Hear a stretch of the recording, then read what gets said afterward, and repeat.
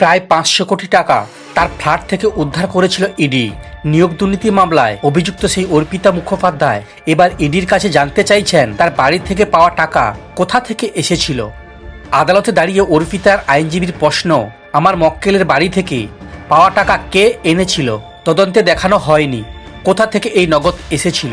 প্রাথমিক নিয়োগ সংক্রান্ত ইডির মামলায় রাজ্যের প্রাক্তন মন্ত্রী পার্থ চট্টোপাধ্যায় সহ মোট ৫৪ জনের বিরুদ্ধে চার্জ গঠনের প্রক্রিয়া চলছে কলকাতার বিচার ভবনে। তার মধ্যে ১১ জন ইডির মামলায় অব্যাহতি চেয়ে আদালতে আবেদন করেছেন। তাদের মধ্যে অন্যতম হলেন স্বয়ং পার্থের পর এবার তার বান্ধবী বলে পরিচিত অর্পিতা ও ইডি মামলায় অব্যাহতি চেয়ে আদালতে আবেদন করেছেন। পার্থ, অর্পিতা এবং মানিক সহ ওই ১১ জনের অব্যাহতির আবেদন নিয়ে শুনানি হয়।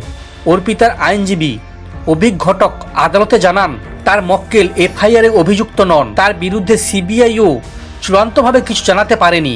সিবিআই এর তদন্ত ইডির থেকে এগিয়ে। ইডি অর্পিতার বিরুদ্ধে গত ২.৫ বছর ধরে তদন্ত নিয়ে কোনো প্রশ্ন জোগাড় করতে পারেনি বলে অভিযোগ করেছেন অভিক। পার্থের সঙ্গে অর্পিতা সম্পর্কের প্রসঙ্গ উঠেছে আদালতে। অর্পিতার আইনজীবী বলেন, ১ নম্বর অভিযুক্তর সঙ্গে সম্পর্ক নিয়ে আলোচনা হয়েছে। বলা হয়েছে, আমার মক্কেল ওর কথায় সব স্বাক্ষর করতেন। আমার মক্কেলের আয়ের কোনো উৎস নেই বলে দাবি করা হয়েছে, তাও মিথ্যা। আমার মক্কেল একজন অভিনেত্রী হিসেবে কাজ করেছেন। উনি হচ্ছেন এন্টারটেনমেন্ট ডিরেক্টর। ওই কোম্পানি বিভিন্ন ইভেন্ট করেছে। আমার মক্কেলের আয়ের নথিও জমা দেওয়া হয়েছিল। ইডিকে অভিকের প্রশ্ন, আমার মক্কেলের বিরুদ্ধে অভিযোগ আনতে গেলে গভীর অপরাধ করতে হবে। ইডির আইনজীবীরা বলেছে, ১ নম্বর অভিযুক্তের নামে কিছু নগদ আমার বাড়ি থেকে পাওয়া গিয়েছিল। সেটা কে আনলো? আমার প্রশ্ন।